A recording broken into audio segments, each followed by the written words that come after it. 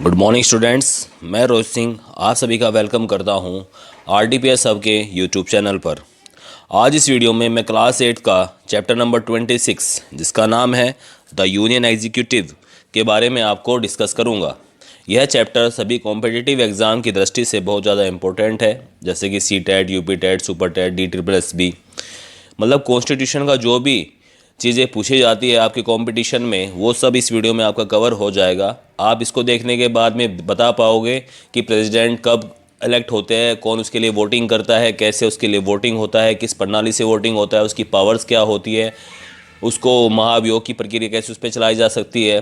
तो प्रेसिडेंट से related, PM से रिलेटेड और आपकी हर चीज़ से रिलेटेड जितने भी महत्वपूर्ण क्वेश्चन जो यहाँ से पूछे ही जाते हैं, वो सभी के आंसर आप दे पाएंगे।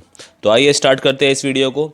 इस वीडियो को स्टार्ट करने से पहले मैं एक बात और आपको बताना चाहूँगा कि मैंने यहाँ पर जो कंटेंट तैयार किया है, यह CBSE और यूपी बोर्ड दोनों ही तरह के छात्रों को ध्यान में रखते हुए तैयार किया है। इसमें ही इंग्लिश में भी इन्फॉर्मेशन दी गई है और हिंदी में भी आपको इन्फॉर्मेशन मिल जाएगी। तो सभी प्रकार के स्टूडेंट्स के लिए यह वीडियो लाभदायक होने वाली है। तो आइए शुरू करते हैं इस वीडियो में।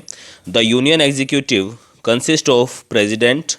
जो यूनियन एग्जीक्यूटिव्स होती है वो क्या रखता है अपने पास में? उसके पास प्रेसिडेंट होता है, वाइस प्रेसिडेंट होता है, प्राइम मिनिस्टर होता है and the council of ministers होते हैं and a large body of expert, और एक विशेषज्ञों की एक बड़ी टीम होती है and administrative officials of the civil service, और सिविल सर्विस के ऑफिशियल होते हैं। The union executive implements the law made by the parliament. संघ की कार्यकारिणी में राष्ट्रपति, उपराष्ट्रपति, प्रधानमंत्री, परिषद के मंत्री और सिविल सेवा के विशेषज्ञों और प्रशासनिक अधिकारियों का एक बड़ा निकाय होता है। यूनियन कार्यकारिणी संसद द्वारा बनाए गए कानूनों को लागू करती है। नेक्स्ट है द प्रेसिडेंट ऑफ इंडिया। यह बहुत इंपॉर्टेंट है कि प्रेसिडेंट ऑफ इंडिया के बारे में मैं आपको सब चीज़ें डिटेल से बताने वाला हूं। अभी तक मैंने बताया कि यूनियन एग्जीक्यूटिव्स को फॉर्मेशन करने के लिए आपको क्या क्या चाहिए होता है, उन सभी के बारे में मैंने बताया है ना। नेक्स्ट है the president of India holds the highest office in the country. He is the chief executive और the head of the Indian union. Since India is a republic, the head of the state, that is the president, is also an elected person. Republic हमारा जो राष्ट्र है, इसलिए ही हमें Republic बोला जाता है, क्योंकि जो हमारा सबसे बड़ा जो ऑफिस, मतलब जो सबसे बड़ा हेड है, उसके लिए भी हम क्या करते हैं, इलेक्शन करते हैं। उसे सीधे अप्रत्यक्ष रूप से भारतीय जनता ही अपने लिए प्रेसिडेंट को इलेक्ट करती है। आगे चल के इस वीडियो में मैं बताऊंगा कि प्रेसिडेंट के लिए कौन वोटिंग करता है और किस प्रणाली के द्वारा हम वोटिंग करते हैं। राष्ट्रपति। भारत के राष्ट्रपति का देश में सर्वोच्च पद होता है। वह भारतीय संघ का प्रमुख कार्यकारी या प्रमुख होता है। चूंकि भारत एक गणतंत्र है, इसलिए राज्य का मुखिया यानी राष्ट्रपति भी एक निर्वाचित व्यक्ति होता है। हम रिपब्लिक इसीलिए है क्योंकि हमारा प्रेसिडेंट क्या होता है, वो इलेक्शन के थ्रू आता है, इलेक्टेड पर्सन होता है।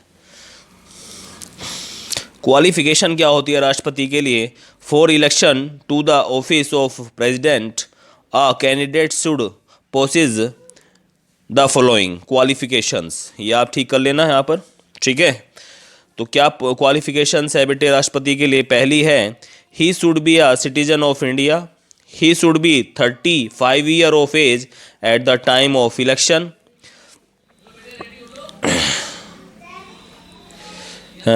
He should be qualified to be a member of the Lok Sabha. He should not hold any office of profit under the center or state government. If he holds, he should vacate such a post before seeking the election. अगर वह किसी भी office में काम कर रहा है, यानी केंद्र में कोई गवर्नमेंट नौकरी कर रहा है या स्टेट में कोई गवर्नमेंट नौकरी है, तो उसको इलेक्शन में आने से पहले वह नौकरी छोड़नी पड़ेगी, वहाँ से उसको इस्तीफा देना पड़ेगा, वह सीट उसको वैकेंट करनी होगी। The president can not be member of either the parliament और स्टेट लेजिस्लेचर। ना तो यह पार्लियामेंट का सदस्य रह जाता है, मेंबर रहता है, और ना ही स्टेट लेजिस्लेचर का क्या रहता है, मेंबर रहता है, जब ये प्रेजिडेंट बन जाता है। If he is already a member, अगर वे पहले से किसी पार्लियामेंट या स्टेट लेजिस्लेचर का मेंबर है, he is elected to the post of the president, और उसको प्रेजिडेंट के लिए क्या कर लिया गया है, चुन लिया गया है। He will have to vacate this seat, उसको वह पद क्या करना होगा, खाली करना होगा, वह सीट खाली करनी होगी। योग्यता क्या होती है बेटा इसकी योग्यताओं में अब मैं इसको दूसरा हिंदी से आपको बताता हूँ। राष्ट्रपति के पद के चुनाव के लिए एक उम्मीदवार के पास निम्नलिखित योग्यताएं होनी चाहिए। नंबर 1, वह भारत का नागरिक होना चाहिए। उसकी आयु 35 वर्ष होनी चाहिए। वह लोकसभा का सदस्य बनने के योग्य होना चाहिए। उसे केंद्र व राज्य सरकार के तहत लाभ का कोई पद नहीं रखना चाहिए। यदि वह धारण करते हैं तो उन्हें चुनाव लड़ने से पहले इस तरह के पद को खाली कर देना चाहिए। राष्ट्रपति संसद या राज्य विधानमंडल का सदस्य नहीं हो सकता है। यदि वह पहले से ही एक सदस्य है और राष्ट्रपति पद के लिए चुना जाता है तो उसे अपनी सीट खाली करनी होगी। अब आया बेटा राष्ट्रपति के लिए इलेक्शन किससे होता है, तो इसका एक इम्पोर्टेंट क्वेश्चन आपको याद रखना है। ये क्या होता है बेटे, ये इनडायरेक्ट इलेक्शन के द्वारा क्या होते हैं, चुने जाते हैं, और इनके लिए इलेक्टोरल कॉलेज घेरे जाते हैं, ठीक है ना। The president is not elected directly, ये सीधे जनता इसके चुनाव में वोट नहीं करती है। He is elected indirectly bye A electoral college, ये इलेक्टोरल कॉलेज के द्वारा क्या किया जाते हैं बेटे, चुने जाते हैं। Which consist of elected members, है ना। ये इलेक्टोरल कॉलेज कौन डालता है बेटे, इलेक्टेड मेंबर्स डालते हैं, है ना, स्टेट लेजिस्लेचर के और पार्लियामेंट के।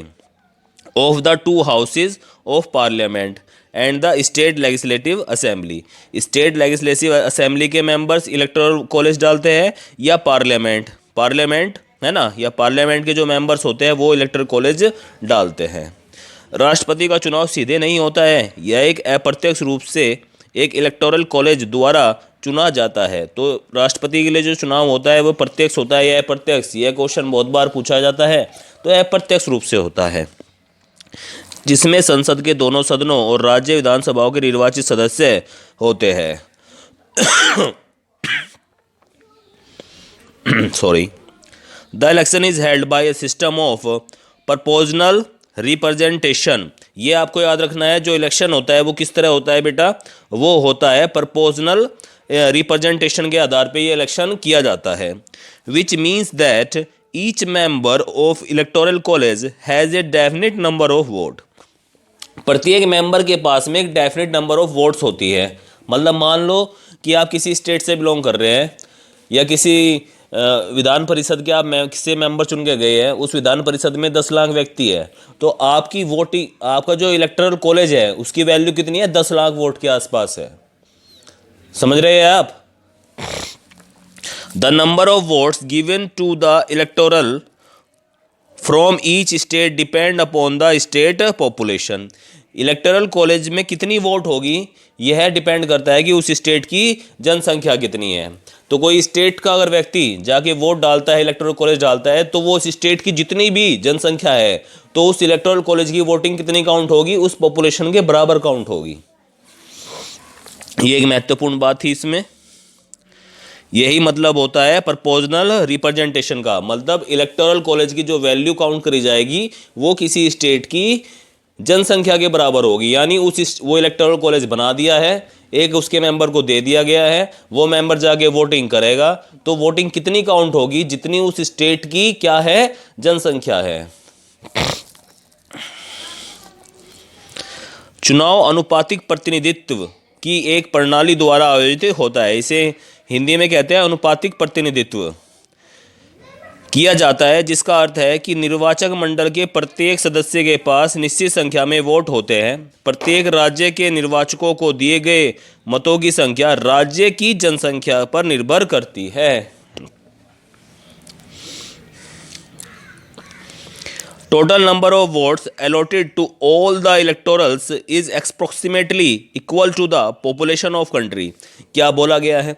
Total number of votes allotted to all the electorals, जो इलेक्टोरल्स में आपने सारी वोटिंग कराई है वो सारी वोटिंग बराबर होगी बेटे टोटल पॉपुलेशन ऑफ इंडिया।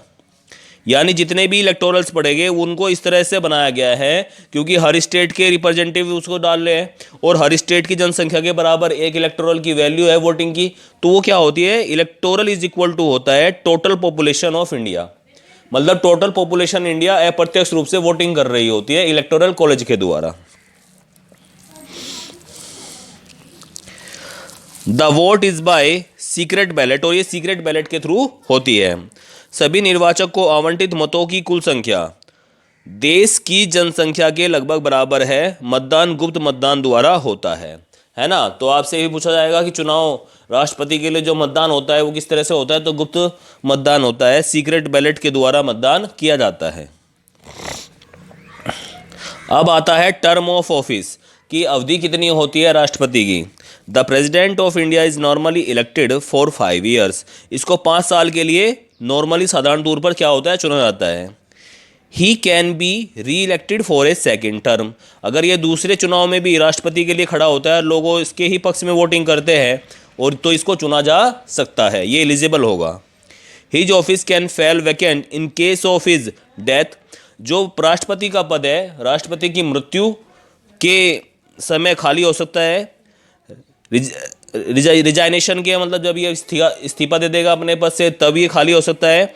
और इम्पीचमेंट, अगर ये कोई ऐसा संवैधानिक कार्य करता है तो इस पर महाभियोग चलाया जाएगा, उस महाभियोग की प्रक्रिया के द्वारा राष्ट्रपति का पद खाली हो सकता है। तो राष्ट्रपति का पद 3 तरह से खाली हो सकता है, उसकी डेथ के केस में, है ना, उसके अपना पद से इस्तीफा देने के रूप में, और इम्पीचमेंट यानी महाभियोग के रूप में वह 3 तरीके से अपना पद खाली कर सकता है। The president can be removed from his office for acting against the constitution, अगर राष्ट्रपति भी संविधान के विरुद्ध कोई कार्य करता है तो उसे उसके पद से हटाया जाएगा। कार्यकाल, राष्ट्रपति, भारत के राष्ट्रपति का चुनाव आमतौर पर 5 वर्ष के लिए होता है। उन्हें दूसरे कार्यकाल के लिए फिर से चुना जा सकता है। उनकी मृत्यु, त्यागपत्र या महाभियोग की स्थिति में उनका पद रिक्त हो सकता है। संविधान के विरुद्ध कार्य करने पर राष्ट्रपति को उनके पद से हटाया जा सकता है। अब राष्ट्रपति अगर हट गया अपने पद से, कितनी बार राष्ट्रपति हटे हैं बेटे, 2 राष्ट्रपति ऐसे हुए हैं जो अपने कार्यकाल के दौरान उनकी मृत्यु हो गई थी, इसलिए वो अपने पद से हट गए हैं। इंडिया में आज तक किसी भी राष्ट्रपति पर इम्पीचमेंट नहीं चलाया गया है, ठीक है ना, और उसने अपने पद से इस्तीफा भी आज तक किसी राष्ट्रपति ने नहीं दिया है अपने कार्यकाल के दौरान, है ना। अभी अमेरिका के जो राष्ट्रपति थे इससे पहले डोनाल्ड ट्रंप, उन पर महाभियोग की प्रक्रिया चलाई गई थी, परंतु वे महाभियोग की प्रक्रिया में से उन्हें कोई दोषी नहीं पाया गया था, पर उन पर महाभियोग चला था, उसमें सुनवाई हुई थी, पर वो सिद्ध नहीं हो पाया था महाभियोग, तो इसलिए उन्होंने भी अपना कार्यकाल पूरा किया था। There is a special process called the impeachment for the removing the president from his office. A resolution for impeachment is passed by the parliament by of 2/3 majority. अगर पार्लियामेंट की 2/3 सदस्य इम्पीचमेंट के हक में वोटिंग करते हैं तो फिर राष्ट्रपति पर महाभियोग चलाया जा सकता है। तो राष्ट्रपति पर महाभियोग चलाने के लिए पार्लियामेंट में कितनी वोटिंग होनी चाहिए, तो 2/3, है ना, कुल जनसंख्या का 2/3 व्यक्ति उनके पक्ष में यानी महाभियोग के पक्ष में वोटिंग अगर करते हैं, यस कहते हैं, तो तब आपके राष्ट्रपति पर क्या होगा, महाभियोग चलाया जाएगा। यह क्वेश्चन इंपॉर्टेंट है।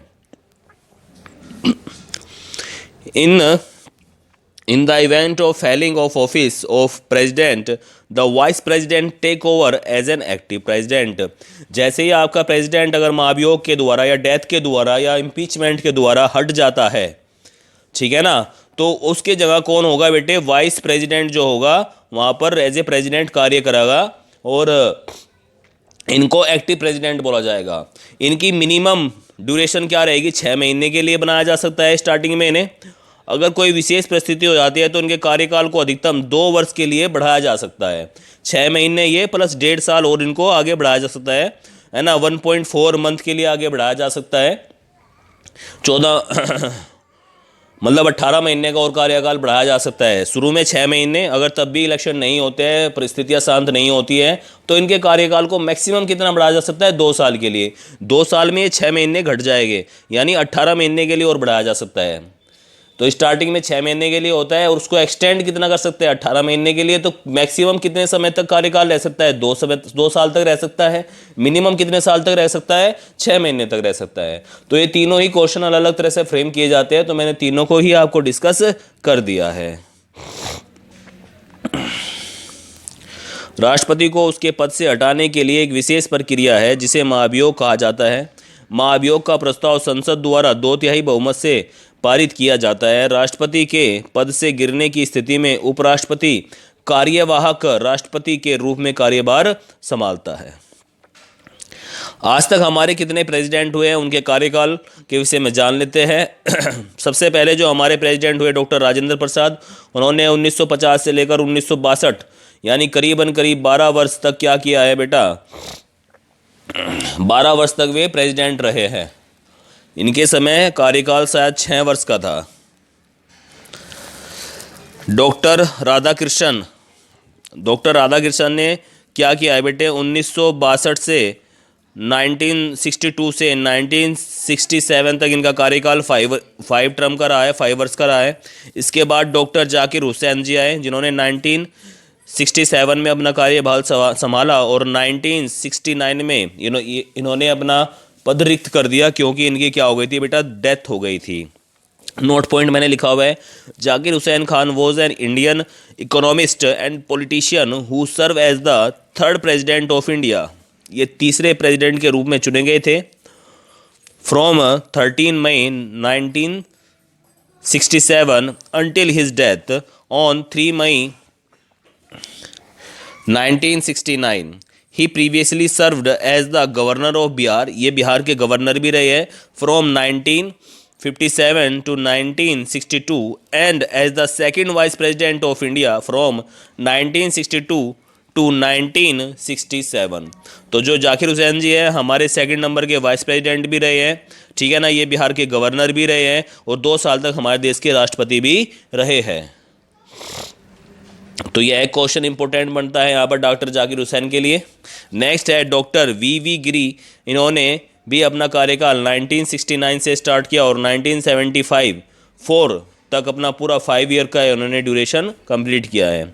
नेक्स्ट हमारे जो इंपॉर्टेंट हो जाते हैं थोड़े, जो पूछे जाते हैं क्वेश्चन, वो है बेटा 5th नंबर के हमारे प्रेसिडेंट, जिनको बोला जाता है फारुकुद्दीन अली अहमद। इन्होंने 1975 से अपना कार्यकाल संभाला और 1977 तक इन्होंने ये अपनी सीट पर रहे। 1977 में इनकी क्या हो गई थी बेटा? डेथ हो गई थी। Fakhruddin Ali Ahmed was an Indian lawyer and an Indian politician who serve as the 5th president of India from 1974 to 1977। 3 साल के लिए रहे अपनी सीट पर। He was the 2nd president of India to die in office. ये दूसरे नंबर के ऐसे भारत के राष्ट्रपति रहे हैं जो अपने पद पर ही ये मृत्यु को प्राप्त हो गए थे। नेक्स्ट है नीलम संजीवी रेड्डी। इन्होंने 1977 से लेकर 1982 तक अपना कार्यकाल किया।